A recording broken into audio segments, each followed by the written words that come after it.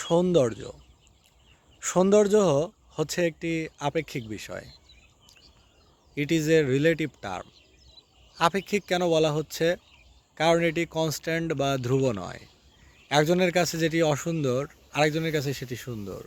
একজনের কাছে যা নন্দিত, আরেকজনের কাছে তা নিন্দিত।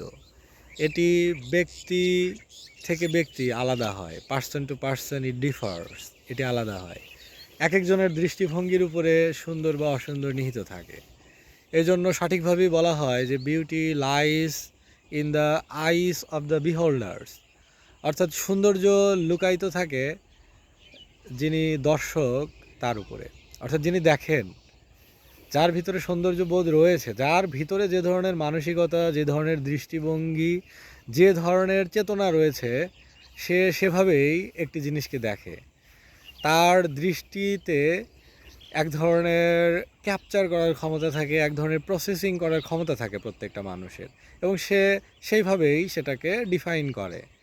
একটি নিচু জলাশয়, তার পাশে কিছু কলা গাছ, তার ছায়া, পড়ন্ত বিকেলে তার ছায়া পানিতে, এটি দেখে একজনের সুন্দর লাগতে পারে। সে হয়তো সেখানে তাকিয়ে থাকতে পারে, এই সৌন্দর্য সে উপভোগ করতে পারে, সময় নিয়ে এটিকে পর্যবেক্ষণ করতে পারে, অভিজ্ঞতা লাভ করতে পারে। আবার একজনের কাছে এটি হতে পারে বিরক্তিকর কাজ, এটি হতে পারে একটি বোরিং কাজ, এইটা হতে পারে একজনের কাছে টাইম ওয়েস্ট একটা টাস্ক। তাহলে প্রত্যেকজনের কাছে কিন্তু সৌন্দর্যের কোনো একটা বিষয় উপলব্ধি করার, উপভোগ করার, দৃষ্টিভঙ্গির, চেতনার একটি পার্থক্য রয়েছে। বলা হয় যে মানুষের যে ফিঙ্গারপ্রিন্ট, অর্থাৎ মানুষের যে আঙুলের ছাপ, এগুলো আসলে প্রত্যেকটা আলাদা। কারো আঙুলের ছাপ কারো আঙুলের ছাপের সাথে মেলে না। প্রত্যেকটা ফিঙ্গারপ্রিন্ট, এক একজনের ফিঙ্গারপ্রিন্ট এক এক রকম, কেউ কারোটার সাথে মিল নাই। মানুষের মাইন্ডের ক্ষেত্রে, মনের ক্ষেত্রে, মস্তিষ্কের ক্ষেত্রেও ঠিক তেমনটাই সত্য। এক একজনের দৃষ্টিভঙ্গি, এক এক ধরনের চিন্তাভাবনার যে ক্ষমতা, এক একজনের মানসিকতা, দৃষ্টিভঙ্গি, এগুলো আসলে আলাদা। এগুলো কেউ কারোর সাথে মিলবে না। প্রত্যেকজন তার নিজের গল্প বলতে এসেছে এখানে। পৃথিবীতে অনেক গল্প কথক রয়েছে। আমরা যারা মানুষ, প্রত্যেকজন আমরা এক একজন storyteller. We are a storyteller. আমরা প্রত্যেকজন একজন স্টোরি টেলার, যার যার গল্প আমরা বলতে এসেছি। এক একজন এক এক গল্প বলবে, এক একজনের প্রেক্ষাপট এক এক রকম, এক একজনের ক্যারেক্টারাইজেশন এক এক রকম, বিভিন্ন জন বিভিন্ন ক্যারেক্টার প্লে করছে। এটা শেক্সপিয়ার বলতেন যে জীবনকে বলছেন যে জীবন একটি মঞ্চ, এটা একটা রঙ্গমঞ্চ, মানে এটা একটা নাট্যশালা। তিনি পৃথিবীকে, এই পৃথিবী ক্ষেত্রটাকে দেখছেন একটি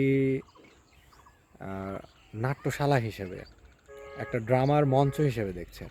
সেখানে ড্রামার মঞ্চে যেমন একটা নাটকে বিভিন্ন ক্যারেক্টার থাকে, কেউ ভিলেন করছে, কেউ হিরো করছে, কেউ হিরোইন করছে, বিভিন্ন character, significant character, insignificant character, বিভিন্ন ক্যারেক্টার রয়েছে।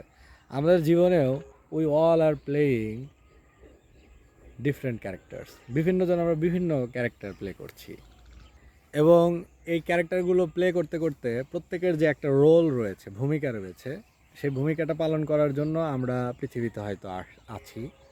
আবার আমাদের ভূমিকাটা শেষ হয়ে যাবে, আমাদের রোল যখন শেষ, যে আমাদের গল্প এই পর্যন্তই, আমরা এই পর্যন্তই চরিত্র মঞ্চায়িত করতে পারবো, বা এই পর্যন্তই আমাদের গল্প ছিল বলার, আর কোনো গল্প নাই, তখন আমাদের এক্সিট নিতে হবে। That is death. এটা হলো মৃত্যু। এটা হচ্ছে the ultimate good buy from the world. এভাবে আর কি দেখা যায়। তো পৃথিবীতে এই যে দৃষ্টিভঙ্গি, এগুলো কিন্তু আলাদা, বিভিন্ন জন বিভিন্নভাবে দেখে। কেউ কারোর সাথে মিলবে না, এবং কারো পৃথিবী কারোর সাথে ম্যাচ করার প্রয়োজনও নাই। এই যে স্বভাবে সবাই নিজের মনের ভিতরে একটা নিজস্ব পৃথিবী নিয়ে আছে, নিজস্ব একটা জগৎ নিয়ে আছে, ধারণা নিয়ে আছে, সে সেভাবেই থাকুক। কেউ কারোটা আসলে পরিবর্তন, সংশোধন, বিয়োজন এরকম করা যায় না। মানুষ করতে পারে শুধুমাত্র অভিযোজন, অ্যাডাপ্টেশন, খাপ খাওয়ানো, এই কাজটা শুধু মানুষ করতে পারে। তাছাড়া স্বভাবগতভাবে প্রত্যেক মানুষ একজন আরেকজনের থেকে বেশ আলাদা, অনেকটা আলাদা। এর ভিতরে মানুষের কিছু কমন ফিচার রয়েছে, ক্যারেক্টারিস্টিক রয়েছে, যেগুলো স্বভাবের দিক থেকে অনেকের সাথে মেলে, এবং একই গোত্রীয় যেগুলো হয় তাদের সাথে একটা মানে হোমোজেনাস ক্যাটাগরি রয়েছে, একই রকমের চিন্তাভাবনা, আদর্শ, স্বভাব, বৈশিষ্ট্য ইত্যাদি থাকে। তাদের সাথেই আমাদের হয় বন্ধুত্ব, মিত্রতা, আত্মীয়তা, আন্তরিকতা, সম্পর্ক ইত্যাদি। তবে আসলে কেউ কারো মতো না, কেউ কারো মতো না। প্রত্যেকেই আসলে এক একজন এক একজনের থেকে আলাদা, অনেক আলাদা, বেশ আলাদা। এবং এই যে ভিন্নতা, বৈচিত্র্য, এগুলো নিয়েই আসলে আমাদের থাকতে হবে। প্রত্যেকজন তার নিজস্ব গল্প বলতে থাকবে, নিজস্ব জীবন যাপন করবে। তার মাঝেই আমাদের সবার সাথে সহাবস্থান করতে হবে। এবং এটাই হচ্ছে পৃথিবীর সৌন্দর্য, এটাই হচ্ছে বেঁচে থাকার সৌন্দর্য, বেঁচে থাকার ভালো লাগা, এটাই।